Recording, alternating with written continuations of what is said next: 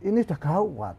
Persoalan pinjaman online dan Judi online. Nah, kenapa kok pinjam online? Ya. Pertanyaan tadi, kok masih belum bisa dihapus? Satu persoalan yang paling mendasar di bawah adalah karena dia itu menganggap butuh, mudah diakses. Jadi kita tidak boleh kemudian menyalahkan 100% pada orang yang sifatnya seperti kebutuhan dia, anaknya mau sekolah, ya betul-betul dia pinjam ke temannya juga tidak bisa, ada larinya adalah ke pinjam online. Tapi karena juga yang ingin glamor, ya lifestyle ikut-ikutan, karena kemudian di sini harus tebal bahwa pemerintah ini kita betul-betul harus antisipasi ke pengangguran. Jadi tidak melulu hanya sosialisasi saja, Mbak. Ya betul, sosialisasi betul. Nah, literasi pada anak-anak ini juga penting. Tapi pertama adalah ekonomi rakyat ini yang harus dikuatkan lagi.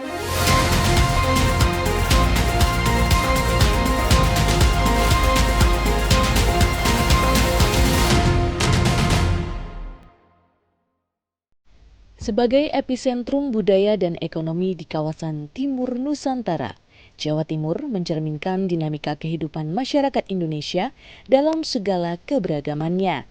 Tantangan demi tantangan hadir, namun Jawa Timur terus beradaptasi dan berinovasi demi menghadirkan kesejahteraan yang merata bagi seluruh warganya. Disinilah DPRD Provinsi Jawa Timur memainkan perannya, menjadi jembatan bagi aspirasi rakyat hingga berwujud kebijakan yang berdampak nyata. Inilah tempat di mana keputusan-keputusan penting diambil, dari sidang paripurna hingga diskusi mendalam di setiap komisinya. Disinilah arah masa depan Jawa Timur dibentuk. DPRD Provinsi Jawa Timur hadir untuk mendengar, menganalisis, dan bertindak demi kepentingan masyarakat.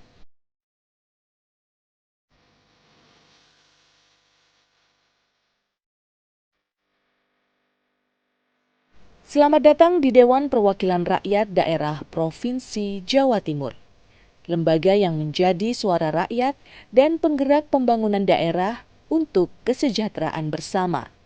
Sebagai lembaga legislatif, DPRD memiliki 3 fungsi utama yang menjadi landasan dalam menjalankan tugasnya, yaitu fungsi pembentukan perda, fungsi anggaran, dan fungsi pengawasan.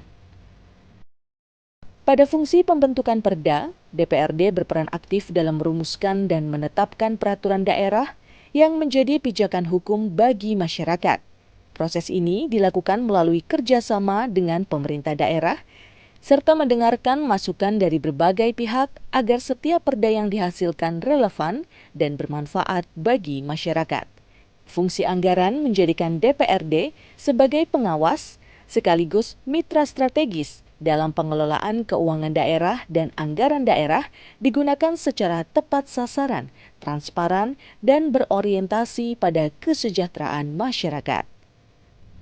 Sementara itu, fungsi pengawasan memastikan bahwa seluruh pelaksanaan program dan kebijakan pemerintah daerah berjalan sesuai aturan yang telah disepakati, sehingga setiap kebijakan benar-benar memberikan dampak positif bagi masyarakat.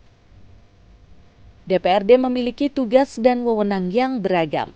Semua tugas yang dijalankan dengan penuh dedikasi untuk memastikan tata kelola pemerintahan yang akuntabel dan berpihak pada masyarakat. Dengan semangat dan dedikasi, putra-putri terbaik Jawa Timur melaksanakan amanah rakyat di sini, berbagi tugas dan bekerja sama menyalurkan aspirasi. Dari pimpinan hingga badan-badan pendukung, setiap elemen memainkan peran penting dalam menjalankan fungsi legislatif secara efektif. Dalam melaksanakan tugas dan fungsi DPRD sesuai dengan peraturan perundang-undangan yang berlaku, berikut adalah alat kelengkapan DPRD Provinsi Jawa Timur. Dipimpin oleh seorang ketua yang didampingi 4 orang wakil ketua.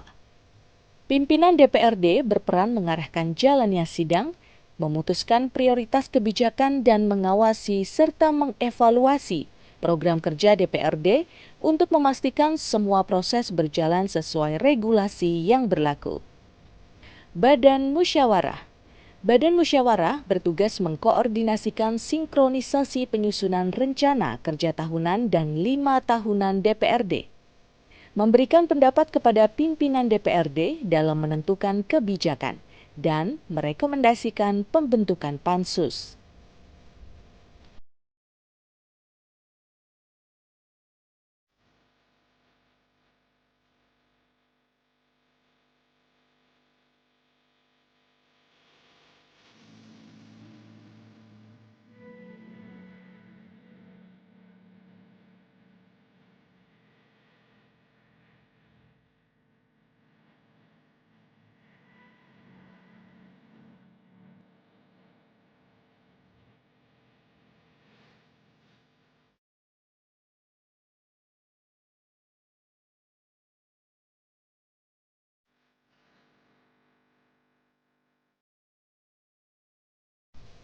Bapemperda sebagai garda terdepan dalam pembuatan regulasi, Bapemperda bertanggung jawab menyusun dan mengkaji rancangan peraturan daerah yang relevan dan berpihak kepada masyarakat.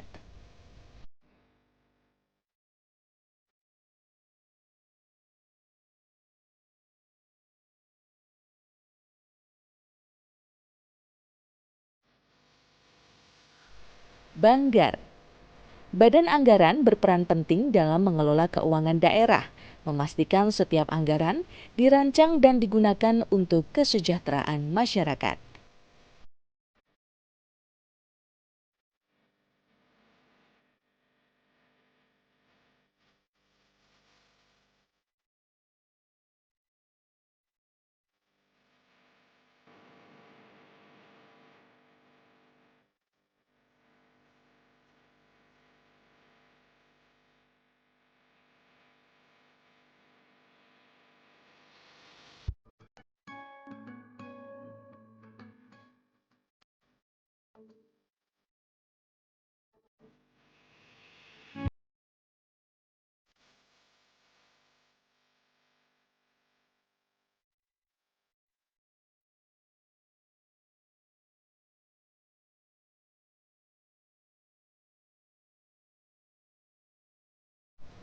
Badan Kehormatan Badan Kehormatan DPRD Jawa Timur berperan penting dalam menjaga integritas DPRD, termasuk menegakkan kode etik, tata tertib, kedisiplinan, dan menjaga citra dan kredibilitas anggota DPRD.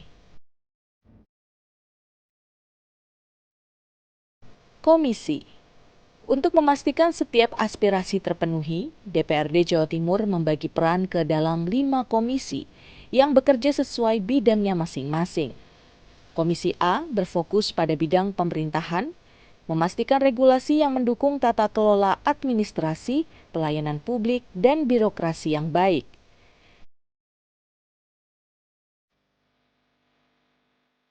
Komisi B mendorong penguatan ekonomi, mendukung pelaku usaha kecil dan menengah hingga industri besar.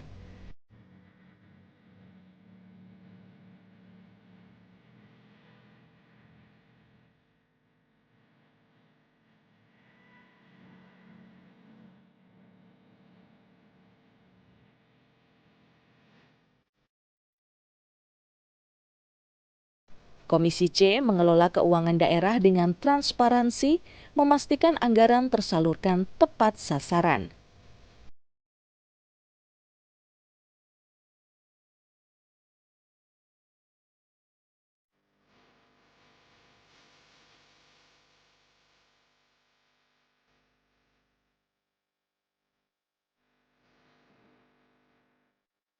Komisi D memastikan sumber daya alam dikelola dengan prinsip keberlanjutan dan infrastruktur dibangun dengan kualitas terbaik demi kemajuan Jawa Timur.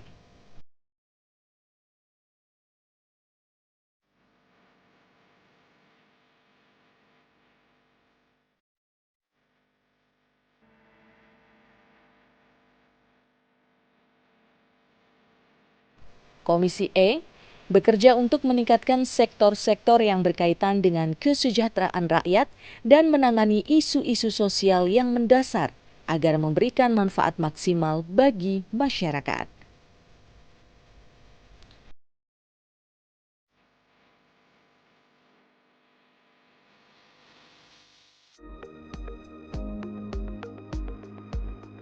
DPRD Jawa Timur juga memiliki alat kelengkapan lain seperti panitia khusus yang dibentuk oleh DPRD untuk pembahasan yang bersifat khusus. Dengan tugas yang spesifik dan waktu kerja yang terbatas, Pansus memastikan setiap permasalahan dapat ditangani secara efektif dan terarah. Kelompok pakar dan tim ahli berperan penting sebagai pendukung teknis dan strategis, memberikan analisis, kajian, dan rekomendasi untuk membantu anggota DPRD dalam merumuskan kebijakan, menyusun perda, hingga menyelesaikan berbagai isu kompleks. Kerja keras, kolaborasi, dan kepercayaan adalah landasan di mana DPRD Provinsi Jawa Timur tegak berdiri. Bersama rakyat, kami menciptakan harmoni yang menggerakkan perubahan, menjawab tantangan demi majunya provinsi ini. Masa depan Jawa Timur adalah tanggung jawab bersama dan kami akan terus bekerja untuk mewujudkannya. Membangun Jawa Timur menuju masa depan yang lebih cerah, lebih kuat, dan lebih sejahtera.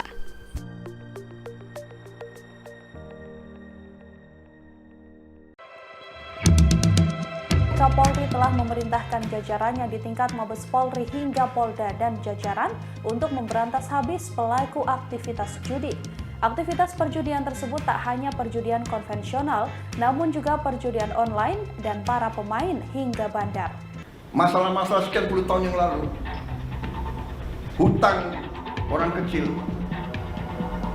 yang sebenarnya sudah dihapus oleh bank-bank masih dituntut. Jutaan petani kita, jutaan rakyat kecil kita tidak bisa pinjam lagi, terpaksa dia pinjam dari rentenir, dari pinjol, pinjaman online, rentenir yang gila, bunganya harian, luar biasa. Kita hapus.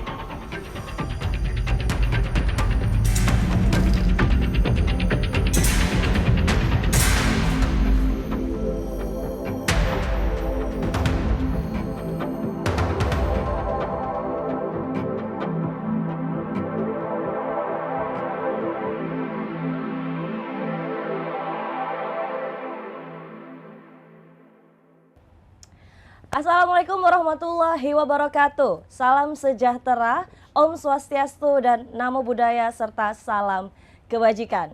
Selamat datang dalam program Gebrakan Wakil Rakyat. Bersama saya Hefty Suud dari Tribun Jatim Network. Hari ini kita akan membahas tema sinergi bersama untuk menangkal judi online dan pinjaman online ilegal. Hari ini di studio Tribun Jatim Network sudah kedatangan tamu, yaitu Bapak Dr. Andes Haji Husnul Akib, Magister Manajemen. Ini beliaunya sudah ada di samping saya. Ya, Mbak. Beliau ini adalah anggota Komisi A DPRD Jawa Timur dari fraksi Partai Amanat Nasional. Betul sekali. Partainya anak muda gitu Anak ya muda. Pak ya. Makanya ini saya mau membahas tema tentang pinjaman online ilegal atau pinjol ilegal. Ya. Juga judi online, judol gitu. Ya. Karena belakangan ini menjadi masalah serius gitu ya Pak ya. Di kalangan anak muda gitu. Karena kalau saya lihat sosialisasi untuk menjauhi pinjol ilegal dan juga judol itu udah banyak, tapi yang kena juga masih banyak gitu Malah Pak. bertambah. Malah bertambah gitu. Malah bertambah. Padahal dampaknya tuh buruk sekali loh ya. Mungkin Iya, kesenangan luar di biasa. awalnya dapat, cuman dampaknya tuh buruk karena yang terdampak nggak cuma finansial, mental, secara sosiologi juga. Bahkan Presiden Prabowo Subianto bilang kalau Indonesia ini mengalami kerugian triliunan karena judi online. Ya. Betul ya? Betul, sangat nah, betul. Ini saya mau tanya nih ke Ya. Pak Akib ya. Saya manggil Siap. Pak Akib ya. Nanti manggil Santai saya aja. Mbak Titis aja. Mbak Titis. Iya, Titis. Mbak Berarti Titis. selalu titis ya. Selalu Titis, insya Allah ya Pak. Kalau nebak-nebak titis lah. Nah ini saya mau tanya, apakah gitu ya ada apa ya model baru gitu dalam judi online dan juga pinjaman online ilegal ini yang beredar gitu di masyarakat, sehingga mungkin dulu sosialisasinya begini tapi ada model baru-baru yang lain gitu. Jadi sekarang Mbak, setelah kita rusut terus ke bawah melihat fenomena tentang pinjaman online dan judi online. Iya. Memang di sini ini ada hal yang kemudian sangat keterkaitan yang luar biasa di masyarakat. Tapi juga harus ada pembedaan khusus. Akibat apa dia judi? Oh. Ya, atau akibat apa mereka pinjam online yang ilegal. Nah, ini juga karena fenomena masyarakat ini berbeda-beda. Oke, di Jawa Timur khususnya? Di Jawa Timur ini ada sebuah kasus-kasus yang perlu juga saya sampaikan di forum ini juga. Iya. Tadi kan Mbak Itis kan melihat aja kok sudah sosialisasi kan, tapi kok malah tambah gitu kan. Itu dia masalahnya. Nah, kok bisa? Iya, mengagetkan sekali data itu yang kemarin kita melihat dan kita dengar, dan insya Allah itu dari data PPATK yang kemudian ada sebuah kenaikan yang sangat tragis dari November 2024 ke Desember. Ke November 2025 ini, bukan malah turun, betul sama tadi, tapi malah naik. Kasusnya malah naik. Berarti ini menjadi sudah gawat lah. Jadi menurut saya adalah darurat. Nah, kok pertanyaan jenengan tadi ya kan?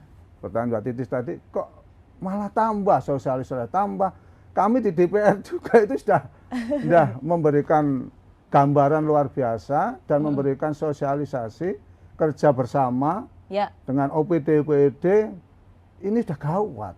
Persoalan pinjaman online dan judi online. Nah, kenapa kok pinjam online? Ya. Pertanyaan tadi, kok masih belum bisa dihapus? Satu persoalan yang paling mendasar di bawah adalah karena dia itu menganggap butuh. Merasa butuh? Butuh. Mudah diakses. Iya. Oleh karena itu teman-teman adik-adik kita yang milenial yang malah rankingnya tinggi milenialnya. Oh. Ranking tinggi, data itu milenial tinggi. Karena dia memudahan dalam mengakses. Iya. Beda dengan judi.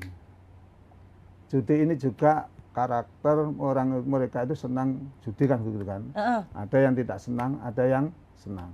Hobi malah. Hobi. Tiang aja ngakses ini sudah bisa, kemudian lagi nekan lagi, wah awal dapat untung. Iya betul. Ya, kedua untung, akhirnya akhir-akhir buntung. Pasti buntung sebenarnya. Ya. Jadi tidak ada yang namanya judi itu menguntungkan, tapi akhirnya adalah buntung. Nah ini ya yang terus kita tidak boleh putus asa Mbak Itis. Iya. Baik masalah ya satu pinjaman online. Karena pinjaman online ini mudah benar tapi berakibat fatal karena bunganya tinggi. Yang ilegal? Yang ilegal ya. Benar. Ya, yang ilegal. Tentu yang kita bahas yang ilegal kan. Iya. Dia mengakses ilegal, tapi kadang-kadang Mbak Itis ya, ini ada fenomena yang sangat menarik. Apa tuh? Karena pinjam online yang ilegal ini dimudahkan. Karena dia itu karena orang-orang ini masih keterbatasan ekonomi. Pekerjaannya belum stabil. Belum stabil, kebutuhan mendesak sekali. Sering saya sampaikan itu di bawah, jadi kita tidak boleh kemudian menyalahkan 100% pada orang yang sifatnya seperti kebutuhan dia anaknya mau sekolah, ya betul-betul dia pinjam ke temannya juga tidak bisa, betul. Dia jaminan mau pinjam ke temannya sudah tidak dipercaya, larinya apa? Larinya adalah ke pinjam online ilegal. Tekan tinggal sini sekian, dapat sekelas 10.000, besok sudah ditagih-tagih gak karu-karuan. Nah, sering curhatan itu kepada saya selaku DPR, Mbak. Ya. Jadi saya bisa membedakan betul. Orang yang kebutuhan pinjam online itu tidak semua orang kemudian yang seperti tadi. Tapi karena juga yang ingin glamor ya, lifestyle ikut-ikutan karena kemudahan tadi. Jadi itu Mbak Isti. Ya.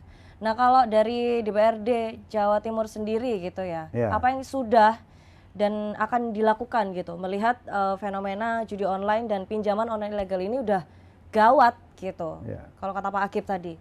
Kita di DPRD khususnya Komisi A selalu memfasilitasi Mbak, ya, memfasilitasi sebuah kegiatan-kegiatan yang masif.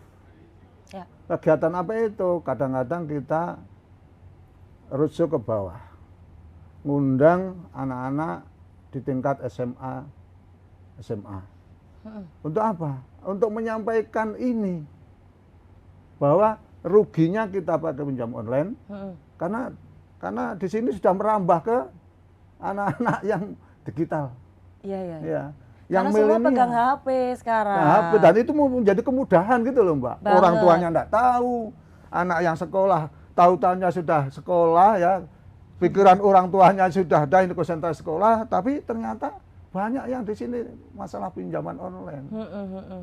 Ini yang sekarang ini kami di DPR selalu rusuh dan mengajak kepada UPT-UPT lain.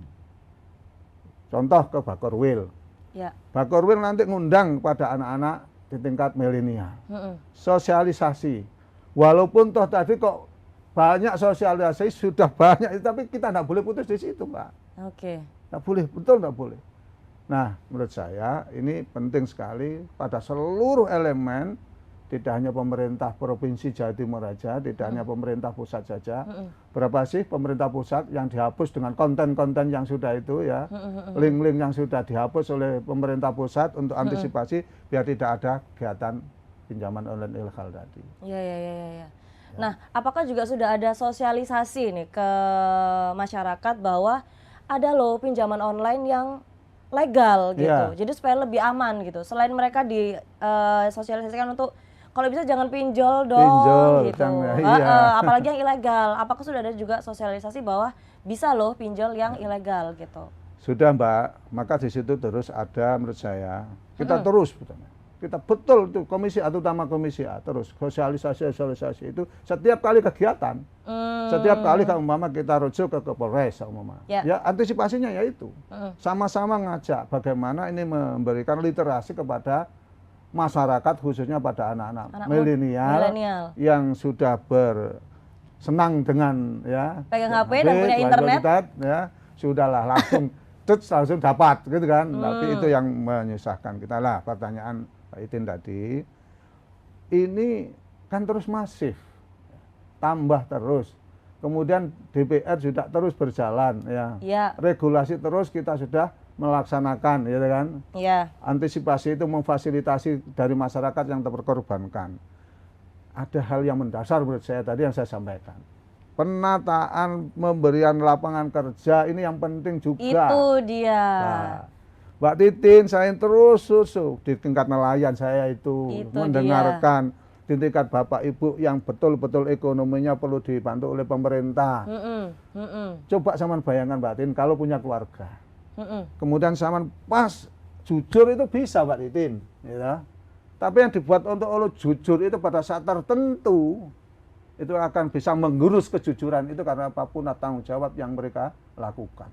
Contoh mau ke mondok, anaknya sudah mondok mau kuliah mau itu sudah. Pas biayanya anak minta pada orang tua. Orang tua pas tidak ada, coba zaman bayangkan. Minta dispensasi belum bisa, ya. Kemudian minta teman, ya pinjam ke teman, apalagi minta pinjam aja tidak bisa. Teman akrab itu minjami sudah tidak bisa. Yang mencet ini, Pak. Akhirnya solusi jalankan, wah saya bisa nyangoni anak saya untuk itu. Kasus itu banyak, Mbak. Miris, Mbak. Beda harus dibedakan dengan pinjaman online yang ilegal yang kemudian hanya dibuat untuk tadi. Ini kalau itu sudah harus disadarkan. Nah, di sini harus tebal bahwa pemerintah ini kita betul-betul harus antisipasi ke pengangguran. Ya, setuju. Ekonomi harus ditingkatkan. Benar. Kemudian apalagi disparitas ya, kesenjangan. Ekonominya ini harus ada harus di apa ini ya harus agak ya diperbaiki lagi lah. Banyak kan kesenjangan ekonomi sekarang, ada yang terlalu tinggi, ada yang rendah sekali. Lah ini ketimpangan ekonomi kan. Betul. Ini tugas kita semua, tugas pemerintah yang harus juga menambah regulasi itu. Kebijakan-kebijakan yang harus diberikan kepada masyarakat kita. Jadi tidak melulu hanya sosialisasi saja, Mbak. Ya betul, sosialisasi betul. Nah, literasi pada anak-anak ini juga penting. Tapi pertama adalah ekonomi rakyat ini yang harus dikuatkan lagi. Iya. Nah, Presiden Prabowo ketahanan ekonomi, ketahanan pangan sudah mulai itu. Dan ini kita terima kasih. Oh, baik. Itu dasarnya tadi harus juga jangan ditinggalkan, Mbak. Menurut saya itu. Iya. Dan itu memang kondisi di bawah. Iya. Betul, kondisi di bawah. Baik. Dan juga sepertinya beasiswa pendidikan itu perlu ya. Sangat perlu dan pemerintah juga sudah ya beasiswa pendidikan. Tapi kebutuhan lain kan masih banyak, Mbak. Betul. Biaya hidup selain iuran ya kan banyak. Banyak sekali. Ada kos, ada apa. Betul. Ya, Mbak, di situ yang perlu kita. Iya. Lalu kalau menurut Pak Akip nih ya, yang lebih rentan gitu ya terpapar godaan pinjaman online atau judi online itu sebenarnya adalah anak-anak muda atau kaum milenial atau keluarga dengan ekonomi yang rentan. Mana yang lebih mudah terpapar? Yang mudah lebih terpapar sekarang menurut data sekarang. Dari saya tadi bilang tadi dari November 2004 sampai sekarang, dari 75% sekarang sudah 99%, naiknya 20% lebih, Pak. Itu adalah milenial. Ngeri itu, Pak. Milenial. Itu data tadi yang baru saya, dengar tadi. Aduh ya Allah, ini gimana ini kalau sudah seperti ini. Maka di sini harus tadi literasi pada anak-anak milenial. Larinya jangan ke situ. Jangan kemudian kebebasan kita untuk main gadget ini kemudian kita hanya gunakan untuk tadi. Iya. Terus kita harus betul-betul bisa antisipasi tentang mengatur ritme ekonomi kita. Ini yang perlu. Kalau memang kita dapatnya sekian dari orang tua sekian, ya kita batasi ukurannya sudah sekian. Oh, baik. Ini harus ada literasi betul pada anak-anak kita milenial dan orang tua juga harus merasa terpanggil betul pengawasannya. Baik. Karena menata mindset sejak dini itu dari rumah. Dari rumah, keluarga dari rumah. Kemudian yang sekolah, kalau di sekolah kan tidak tahu lah kalau kita datanya. Tapi yang jelas milenial. Milenial yang sekarang ini melambung tinggi tentang pinjaman online ilegal. Iya. Tribuners, menarik ya diskusi dengan Dr. Andes Haji Husnul Akip, Magister Manajemen, anggota Komisi A DPRD Jawa Timur yang juga Ketua Fraksi Partai Amanat Nasional PAN, mengenai bagaimana usaha dan cara untuk menjauhkan masyarakat dari judi online dan juga pinjaman online ilegal atau pinjol ilegal. Dari sepanjang percakapan, ada beberapa poin penting yang saya catat dalam episode Gebrakan Wakil Rakyat hari ini. Yang pertama adalah menjauhkan judi online dan juga pinjol ilegal di masyarakat adalah edukasi berkelanjutan yang tidak boleh terputus. Artinya kita sebagai masyarakat, sebagai keluarga, sebagai saudara, sebagai sahabat harus terus-menerus mengingatkan, tidak boleh apatis dan harus terus-menerus menegaskan bahwa judi online dan pinjol ilegal adalah hal yang tidak boleh disentuh sama sekali di tengah kemudahan internet dan gawai saat ini. Selanjutnya ada poin penting kedua, yaitu pinjaman online ilegal dan juga judi online itu lebih banyak kerugiannya ketimbang keuntungannya, walaupun di awal menimbulkan perasaan-perasaan senang. Untuk itu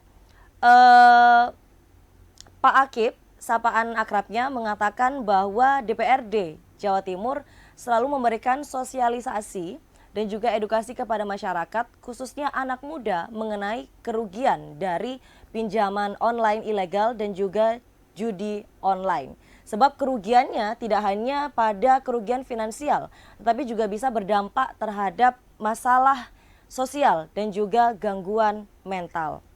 Ketiga, yang menurut saya ini sangat menarik adalah semangat dari pemerintah, khususnya DPRD Jawa Timur, untuk meningkatkan ekonomi masyarakat demi menangkal judi online dan juga pinjaman online ilegal di masyarakat. Sebab menurut Pak Akip, ini adalah salah satu solusi paling ampuh untuk membuat masyarakat tidak tertarik untuk bergabung atau mendaftar pinjaman online ilegal atau bermain judi online untuk mendapatkan kesenangan sesaat. Tribuners, demikian gebrakan wakil rakyat hari ini bersama Dr. Andes Haji Husnul Akip, Magister Manajemen, anggota Komisi A DPRD Jawa Timur yang juga Ketua Fraksi Partai Amanat Nasional. Terima kasih sudah menonton dan sampai jumpa di gebrakan wakil rakyat lainnya.